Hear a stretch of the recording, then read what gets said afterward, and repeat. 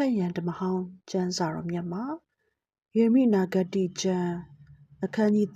31အခန်းငယ်31မှ34တိုင်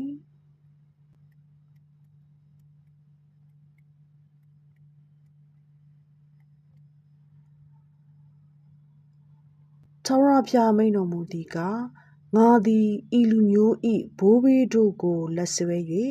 အဲဂုတ္တုပြည်မှဆောင်သွားသောအခါသူတို့၌ငါပေးသောပဋိညာဉ်တရားနှင့်ခြားနားသောပဋိညာဉ်တရားသစ်ကိုဣသရေလအမျိုးသားယုဒအမျိုးသားတို့၌ငါပေးသောအချိန်ကာလရောက်လိမ့်မည်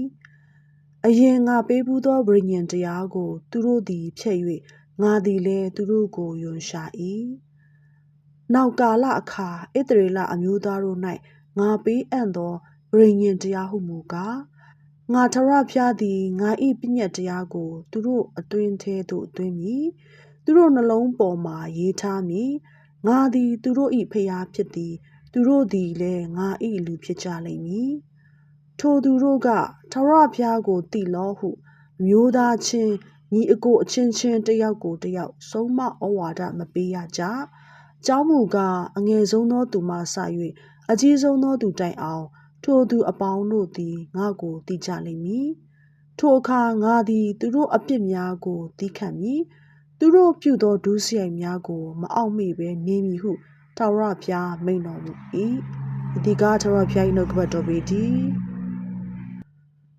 ဖတ်ရန်ဓမ္မသစ်ကျမ်းစာတော်မြတ်မှာဟေဗြဲဩဝါဒစာအခန်းကြီး၈ခန်းငယ်၈မှ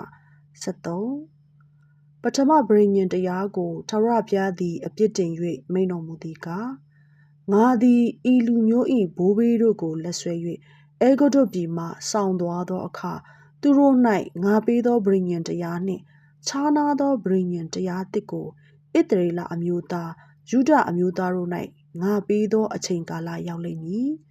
အရင်ငါပေးဘူးသောပဋိညာဉ်တရား၌သူတို့သည်မတည်ကြ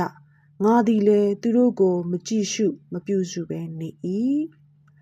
နောက်ကာလအခါဣသရေလအမျိုးသားတို့၌ငါပေးအံ့သောပဋိညာဉ်တရားဟုမူကား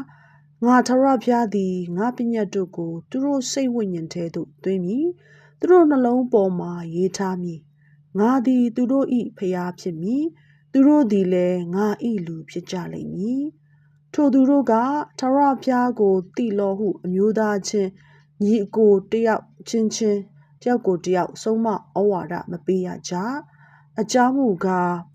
အငယ်ဆုံးသောသူမှစ၍အကြီးဆုံးသောသူတိုင်အောင်ထိုသူအပေါင်းတို့သည်ငါကိုသိကြလိမ့်မည်ထိုအခါငါသည်သူတို့အပြစ်များကိုသီးခံမည်သူတို့ပြစ်မှားခြင်းလူကျူးခြင်းများကိုမအောက်မေ့ဘဲနေမည်ဟုထာဝရဘုရားမိန့်တော်မူ၏